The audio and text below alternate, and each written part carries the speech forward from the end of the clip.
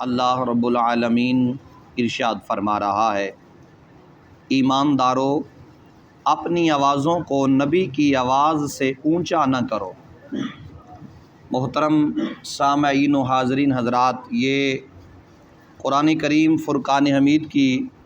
آیہ مبارکہ جس کا ایک حصہ میں نے آپ کے سامنے پڑھنے کا شرف حاصل کیا ہے، اور آج کی اس آیت مبارکہ سے ہمیں اس بات کا سبق ملے گا کہ حضور کی بارگاہ میں کس انداز میں حاضر خدمت ہونا ہے، حضور کی بارگاہ میں پیش ہونا اور حضور سے گفتگو کرنے کا انداز بیان کیا جا رہا ہے۔ اور ارشاد ربانی ہے کہ میرے نبی پاک علیہ الصلاۃ والسلام کی یہ خاصیت ہے، یہ آپ کا مقام اور یہ آپ کی شان ہے کہ آپ کی آواز سے بھی کسی بندے کی آواز بلند نہ ہو۔ اگر کسی بندے کی آواز رسول پاک کی آواز سے بلند ہو گئی تو وہ بندہ صاحب ایمان نہیں کہلائے گا۔ اتنا نازک مرحلہ ہے بارگاہ رسالت معاب کی حاضری کا۔ نبی پاک علیہ الصلاۃ والسلام کے صحابہ کرام علیہم رضوان، آپ تمام صحابہ کا یہی معمول تھا کہ جب بھی وہ حضور کی خدمت میں حاضر ہوتے تو بڑے ادب اور احترام کے ساتھ حاضر ہوتے، اور احادیث مبارکہ میں آتا ہے کہ جب صحابہ حضور کی بارگاہ میں بیٹھتے تھے تو ان کے سروں پر اگر آ کر کوئی پرندہ بیٹھ جاتا تو وہ پرندہ یہ سمجھتا کہ میں کسی انسان کے اوپر نہیں بیٹھا بلکہ پتھر کے اوپر بیٹھا ہوا ہوں۔ اس کیفیت میں صحابہ کرام حضور کی خدمت عالیہ میں حاضر ہوتے اور اتنے ادب اور اتنے احترام سے بیٹھتے تھے۔ حضور کی بارگاہ میں اس انداز سے بیٹھنا کہ کہیں بیٹھتے ہوئے بھی بے ادبی نہ ہو جائے، صحابہ تو یہ بھی برداشت نہیں کرتے تھے۔ اور نبی پاک علیہ الصلاۃ والسلام کے غلاموں، ایک وقت ایسا آیا کہ کفار نے حضور نبی پاک علیہ الصلاۃ والسلام کی طرف اپنی انگلی کا اشارہ کر کے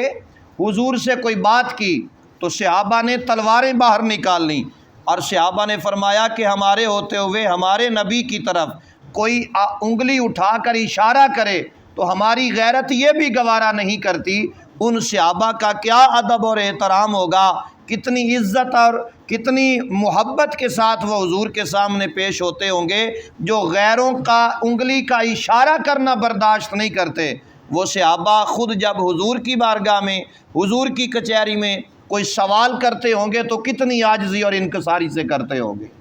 تو اسی بات کو قرآن نے بیان فرمایا، اور فرمایا کہ آپ کی ظاہری زندگی کے بعد عزت و رفعت کے مقام میں اور بھی زیادہ بلندی ہے۔ بارگاہ رسالت معاب میں جب بھی تم حاضری دو تو بڑے ادب اور احترام کے ساتھ حاضری دو۔ یہ نہ سمجھو کہ اب رسول پاک اپنی قبر انور کے اندر ہیں تو وہ ہمیں دیکھ نہیں رہے۔ فرمایا کل کائنات کے اندر محمد عربی کی ذات ایسی ذات ہے کہ جب چاہیں، جس وقت چاہیں، جس پر چاہیں اور جس انداز میں چاہیں آج بھی مہربانی فرما سکتے ہیں۔ اور اس پر کافی ساری دلیلیں ہیں کہ حضور نبی پاک علیہ الصلاۃ والسلام آج بھی جس بندے پر شفقت فرمانا چاہیں تو میرے آقا تشریف لا سکتے ہیں۔ جیسے کہ بابا فرید الدین گنج شکر رحمۃ اللہ تعالی علیہ، آپ کے ہاں سرکار کی تشریف آوری، اور پھر میں نے ایک جگہ دیکھی ہے، اپنی آنکھوں سے میں وہ جگہ دیکھ کے آیا ہوں، اس لیے میں آپ سے وہ بات شیئر کرنے لگا ہوں۔ اگر بندہ دربار حضرت حاجی شیر شاہ پر جائے تو وہاں پر ایک مسجد ہے، بالکل چھوٹی سی مسجد ہے، اور اس کا نام ہے حق چار یار۔ اور نبی پاک علیہ الصلاۃ والسلام اس جگہ پر تشریف لائے تھے، اور حضور نبی پاک علیہ الصلاۃ والسلام کے چاروں یار، چاروں اصحاب بھی حضور کے ساتھ تھے، اور اس جگہ پر تشریف لائے تو نبی پاک علیہ الصلاۃ والسلام کے غلاموں، شمع رسالت کے پروانوں، آج بابا فرید الدین گنج شکر رحمۃ اللہ تعالی علیہ آپ کے مزار پر انوار پر ایک دروازہ ہے جسے باب الجنت کہتے ہیں، یعنی جنت کا دروازہ۔ یہ وہ دروازہ ہے جس دروازے سے حضور گزرے ہیں۔ حضور نبی پاک علیہ الصلاۃ والسلام ایک مرتبہ تشریف لے کے گئے ہیں، تو یہ نبی پاک کے وصال کے بعد کی بات ہے۔ بابا فرید الدین گنج شکر رحمۃ اللہ تعالی علیہ آپ کا ظاہری زمانہ بھی حضور علیہ الصلوۃ والسلام سے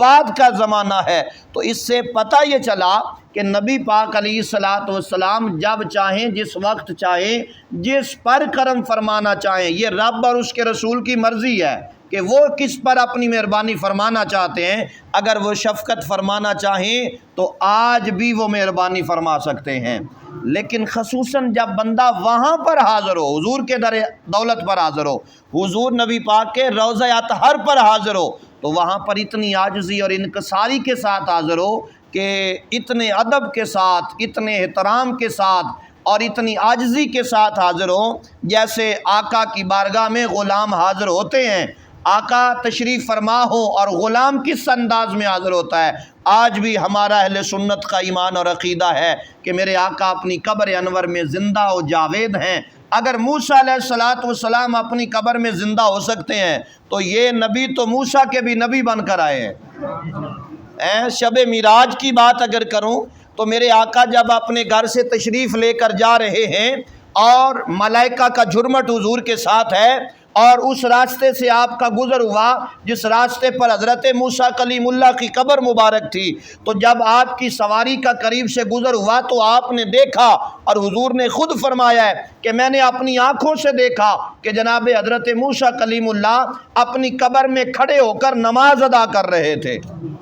اب سوال کیا گیا وہ نماز کون سی تھی؟ تو جواب میں علماء نے یہ معتبر کتابوں میں لکھا ہے کہ وہ اس نماز سے مراد حضور کی ذات پہ درود و سلام تھا، یعنی جب حضور کی سواری کا گزر ہو رہا تھا تو ادھر حضرت موسیٰ علیہ الصلوۃ والسلام آپ حضور کا استقبال کر رہے تھے۔ اور پھر دوسری اس پر دلیل یہ ہے میرے نبی کے زندہ و جاوید ہونے کی اور میرے آقا کے حیات النبی ہونے کی، کہ مسجد میں جب آپ تشریف لے کر جاتے ہیں تو حضرت آدم علیہ السلام سے لے کر حضرت عیسیٰ علیہ الصلوۃ والسلام تک تمام نبی رسول پیغمبر مسجد اقصیٰ میں موجود ہوتے ہیں اور وہاں پر حضور کا استقبال کرتے ہیں۔ وہ 1 2 3 4 5 نبی نہیں تھے، 1,24,000 کم و بیش رسول تھے، پیغمبر اور نبی تھے، جنہوں نے میرے آقا کا مسجد اقصیٰ کے اندر استقبال کیا اور پھر حضور کے پیچھے 2 رکعت نماز ادا کر کے بتا دیا جب مقتدی نہیں مرے تو امام کیسے مر سکتا ہے؟ جب مقتدی زندہ ہیں تو پھر امام کتنی شان والا ہوگا۔ اس لیے محترم حضرات، مٹتے ہیں، مٹ گئے، مٹ جائیں گے ادا تیرے، نہ مٹا ہے نہ مٹے گا کبھی تیرا چرچا یا رسول اللہ۔ الحمدللہ یہی اہل سنت کا ایمان ہے، یہی اہل سنت کا عقیدہ ہے، اور اسی عقیدے پہ انشاءاللہ بیڑا پار ہے کہ حضور کی بارگاہ کا ادب کرو، احترام کرو، جتنا ادب زیادہ کرتے جاؤ گے مالک رحمت اتنی زیادہ فرماتا جائے گا۔ تو اللہ رب العالمین اپنے محبوب کے صدقے ہم سب کی حاضری کو اپنی بارگاہ عالیہ میں قبول و منظور فرمائے، آمین۔